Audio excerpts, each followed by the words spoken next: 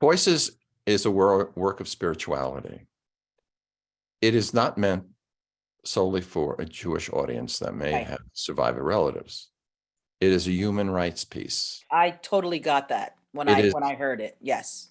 You know, if I could write a piece about Cambodia, if I could write a piece about what Putin is doing to Bakhmut, if I could write a piece about the Middle Passage, if I could write a piece about Uganda, I would do it.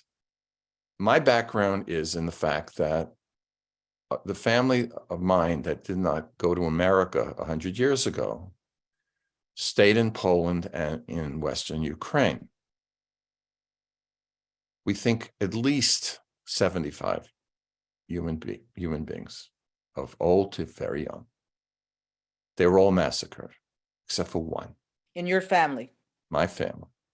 Hmm. They were all, mostly the Polish ones were on trains to Treblinka, which was a death camp where there wasn't work.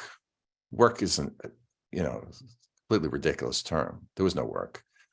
The few people that so-called work were the ones who were disposing of bodies in ash. So the madness of the Nazis and their collaborators throughout Europe were to kill and destroy.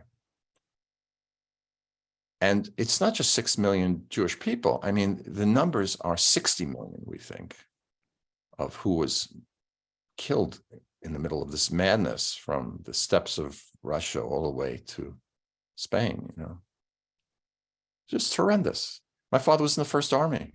I have his letters where he talks about going from one German city to the other, and they're all demolished. And, you know, he's writing. My dad got to France right after D-Day.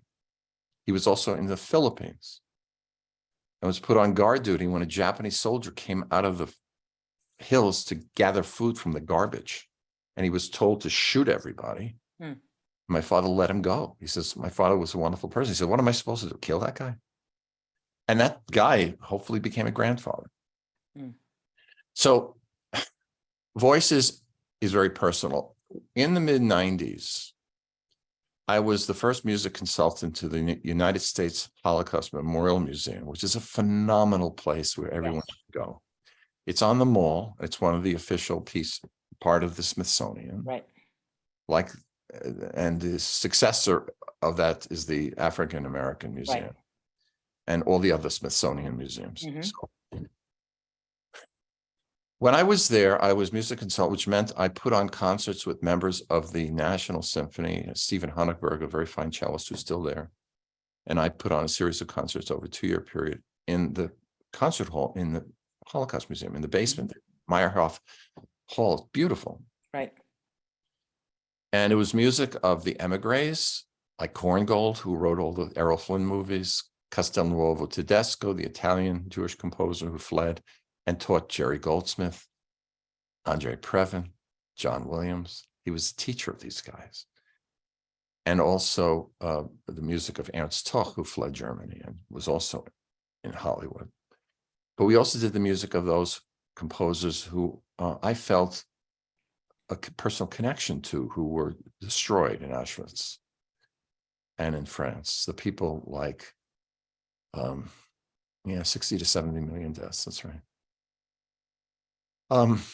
Who the composers like Ullmann, Krasa, Haas, and Klein, who were all destroyed in one day in Auschwitz, having survived the horrors of Theresienstadt. Those composers are kind of links because many of them were connective tissue to Arnold Schoenberg and the Viennese school, and also the Janáček in Czechoslovakia. And their destruction led to a kind of craziness in music that happened after their killing, where music became very abstract and not connected to ordinary people. The so-called 12-tone movement that happened after the war, people like Boulez and Stockhausen. No, I'm not denigrating their movement, but I'm saying that connective tissue was destroyed by Hitler. And many of us have brought it back. Voices is as a result of my finding a book in the bookstore at the Holocaust Museum in 1995, 96, something like that. And it was a book of Sephardic poetry of the Shoah. Now this, as you may know, the Jewish religion is composed of many different groups, the so-called Ashkenazic group from Eastern Europe, which is my background.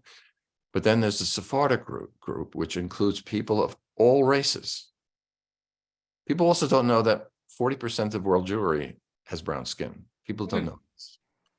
I mention it only in the sense that this is a human rights piece. Right. So let's get back to this. I found this poetry. It was all in multiple languages. It was in Spanish, Italian, French, Ladino, which is the language, common language of the so-called Mediterranean Jews. Ladino, like Latin. It is a combination of Latin, Spanish, Italian, and French. Like Yiddish, which you've heard of, is a combination of German, and Austrian dialect, and Polish, and Russian, and so forth. You see, kind of a mixed salad. So I found this poetry, and I found it to be incredibly strong in the multiple languages. But I did nothing with it for 20 years. 20 years. In 2015, at the urging of Deborah Simkin King, who's the conductor of the Amber Choral Arts and one of the greatest choral directors in the world, very well-known woman who mostly does new music. She was pushing me, Michael, you must do this. 7 months, I wrote the whole thing, fully orchestrated, fully written, fully done. And it's a full hour. And, you know, if you think about a piece for a long time, it can come out really fast. Shostakovich's method was this way too.